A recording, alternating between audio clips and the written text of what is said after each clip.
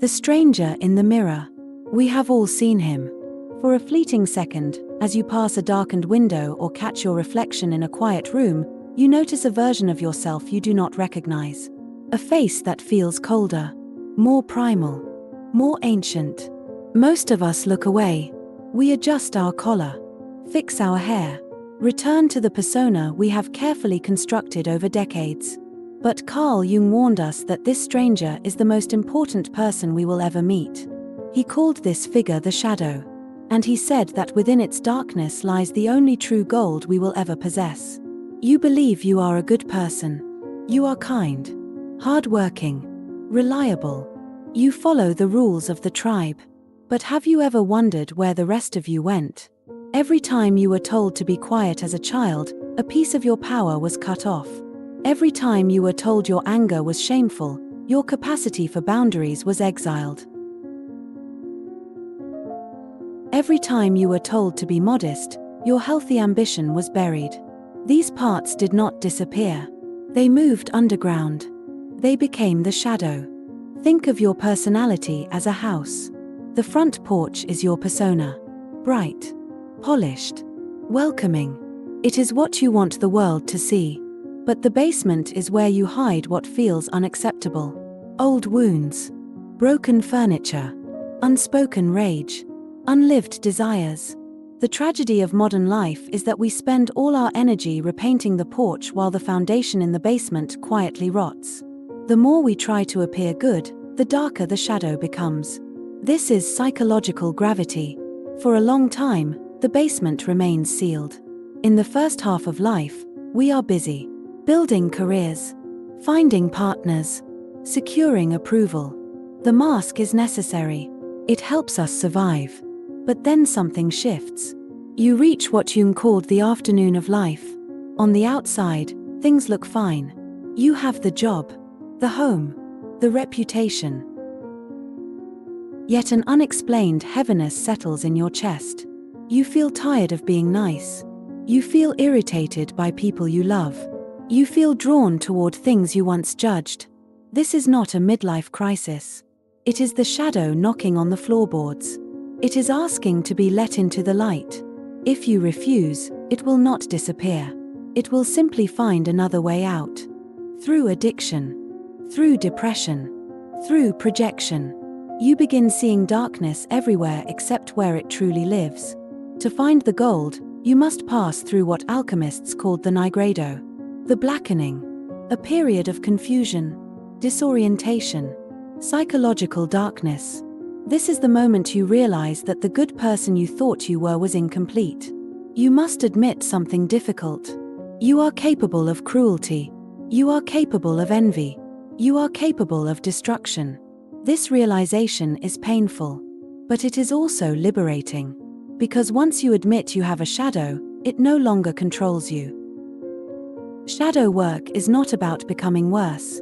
It is about becoming whole. Carl Jung said, "I would rather be whole than good." A person who cannot be bad is not virtuous. They are harmless.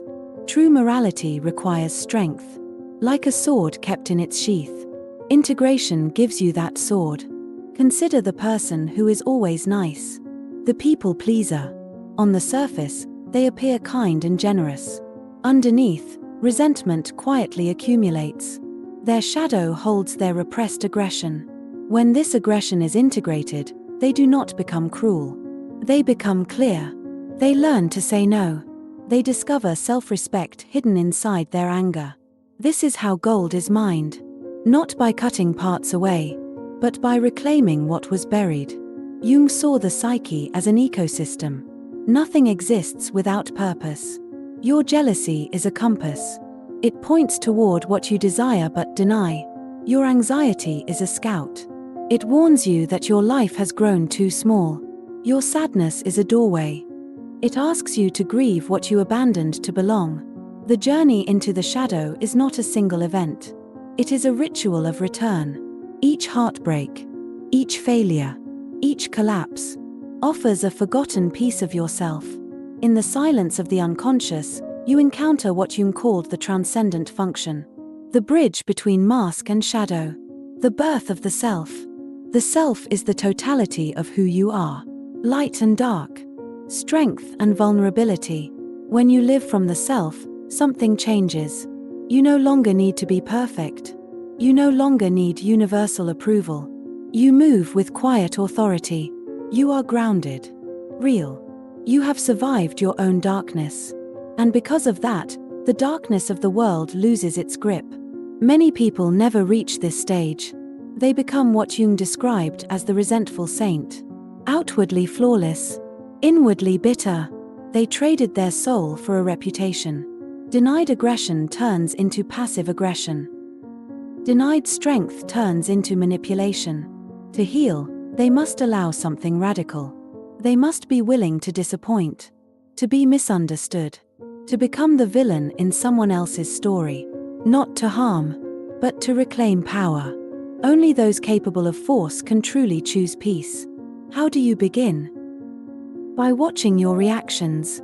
Jung called this the mirror of projection. Whatever is unconscious in you appears as fate outside of you, especially in people who trigger you. Think of someone who irritates you deeply, not mildly, viscerally. That intensity is a clue. What you despise may be something you denied yourself. Their arrogance may reflect your buried pride. Their freedom may expose your self-betrayal. When you integrate a healthy version of that trait, the obsession dissolves. The gold returns home. The final stage is the conjunctio, the union of opposites. Light and dark stop fighting. You stop choosing sides inside yourself. You become capable of holding tension without breaking, like a bow drawn just enough to release the arrow. This is the transcendent function in motion. You realize your flaws were never defects. They were features in disguise. Sensitivity becomes intuition. Anger becomes passion. Solitude becomes sovereignty.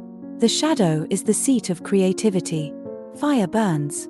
Depth is dark. To build anything meaningful, you must access both.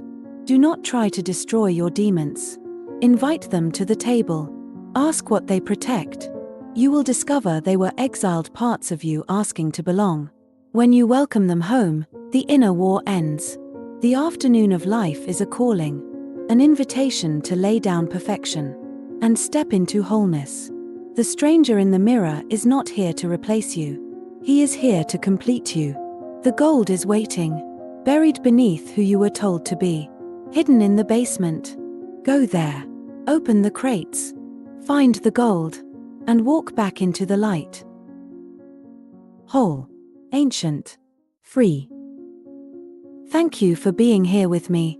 Take care of your heart. And may love always guide your path.